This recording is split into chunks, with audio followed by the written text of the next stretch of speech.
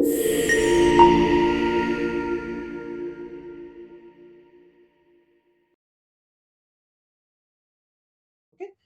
So another aspect of the portfolio is the educator's notes.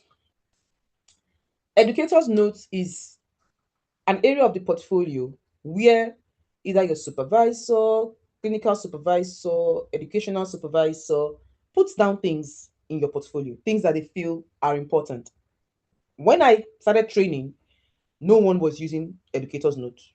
I never had any entry in my educator's notes. And then recently, I noticed that there's an increased usage of educator's notes. And when I had a chat with one of my training program directors, she said that there was a trainers meeting where they were encouraged to use educator's notes a lot more often.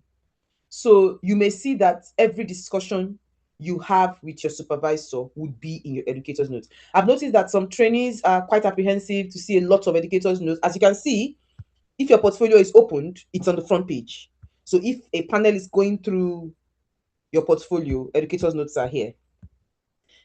Educator's notes, as I said, is anything. For me, for example, when my supervisor rejected that my multi-source feedback, he put in an educator's note and explained why he did that. And then when I corrected it, he put in another educator's note.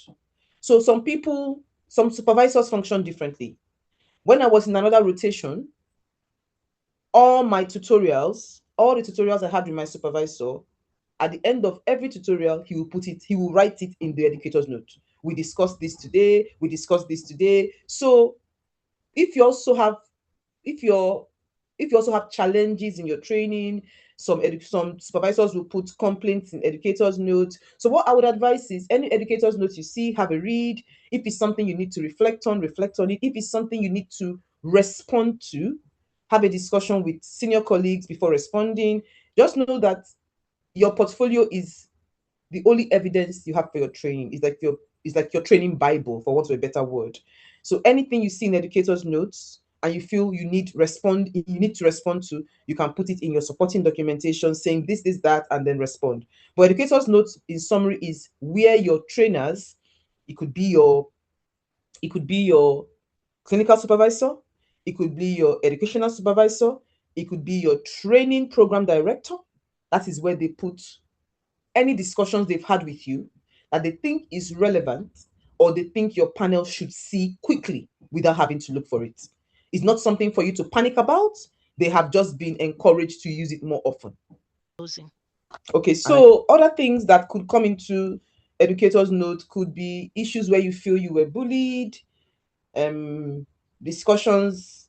For example, if you had a complaint about a patient, most times your supervisor will put it in educator's notes. If it's something that you feel you need to defend yourself about, you need to put a reflection on feedback there and kind of say you're responding to this educator's notes. If it's an issue whereby you have been told that you missed some time at work and you feel it's untrue, anything you see in educator's notes, more often than not, it's something worth responding to. But know that educators note you are not the one putting entries there, it's your supervisors. So it's for you to have a read of it.